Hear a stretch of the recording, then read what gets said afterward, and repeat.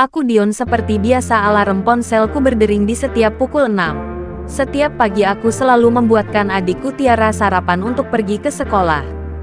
Adikku Tiara mempunyai kebutuhan khusus dari lahir dan ibuku meninggal setelah melahirkan Tiara. Naasnya lagi ayahku kecelakaan saat dalam perjalanan ke rumah sakit dari kantor. Setelah mendapat kabar dari tetangga kalau istrinya mau melahirkan, nyawa ayahku tidak bisa diselamatkan. Sejak Tiara lahir aku yang merawat Tiara dengan penuh kasih sayang karena kita berdua sudah tidak memiliki orang tua. Kami mengontrak dekat dengan tempat aku bekerja dan sekolah Tiara. Aku bekerja di salah satu konveksi untuk pembuatan pakaian dan celana. Dion, Tiara ayo bangun. Kakak sudah siapkan sarapan. Nanti kamu telat loh pergi ke sekolahnya. Sambil membuka pintu kamar Tiara. Tiara mau bangun atau kakak tinggal kerja? Ayo cepat mandi. Sambil menyiapkan buku pelajaran dan seragam. Jadi memang Tiara itu tidak lancar dalam berbahasa. Tetapi meski begitu aku selalu memahami apa yang diucapkannya. Buatku dia adalah bidadari.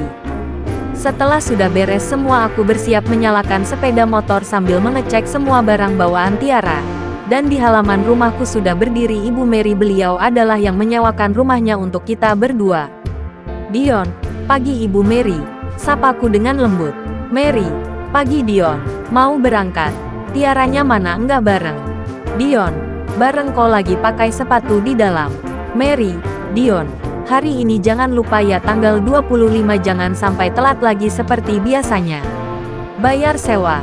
Dion, baik Bu saya usahakan secepatnya. Mary, oke Dion saya mau ke pasar dulu ya.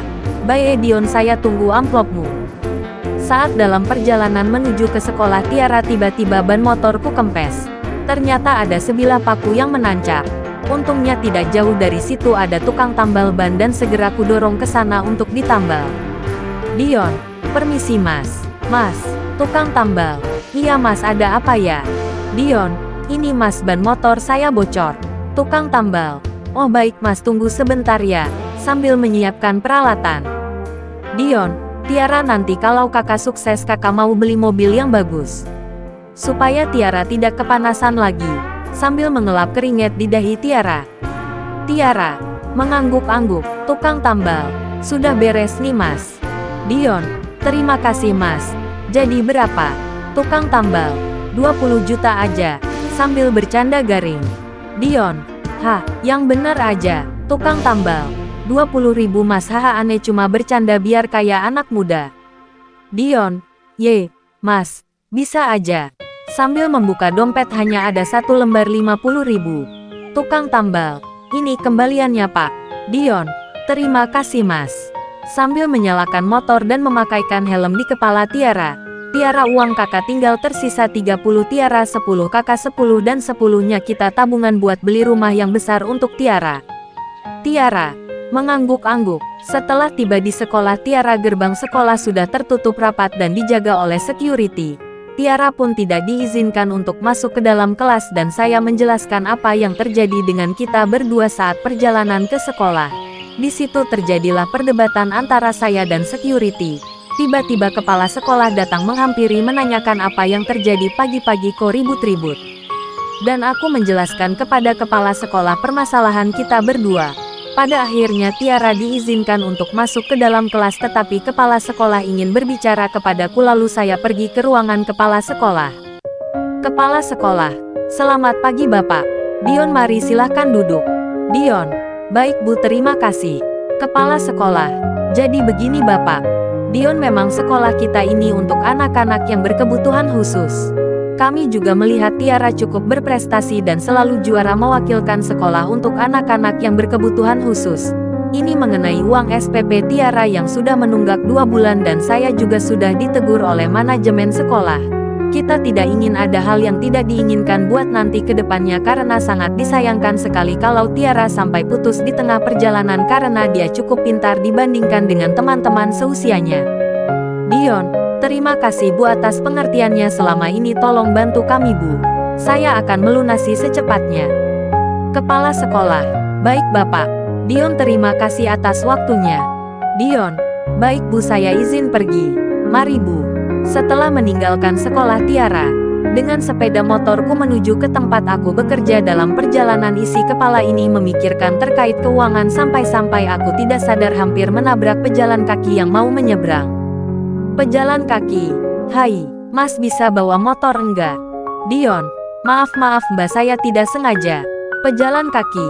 Kalau bawa kendaraan jangan sambil melamun, bahaya untuk diri sendiri dan orang lain. Dion. Maaf ya Mbak. Pejalan kaki. Hanya tersenyum. Dion. Hai Mbak, siapa nama kamu? Pejalan kaki. Hanya menoleh.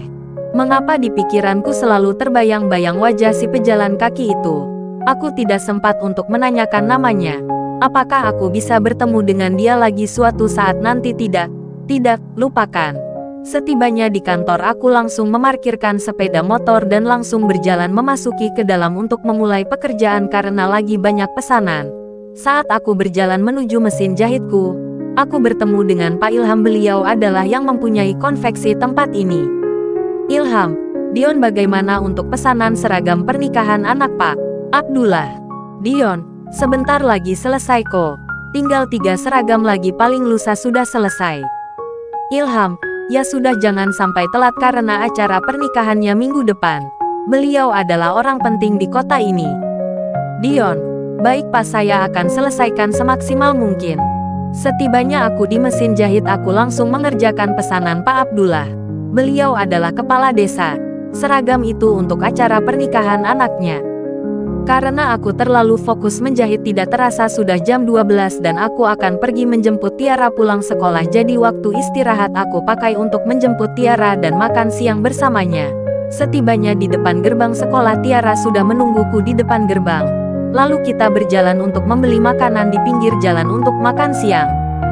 Dion, Tiara, uang yang tadi kakak kasih masih disimpankan? Tiara, ya masih. Dion, ya sudah, uangnya untuk kita beli makan ya.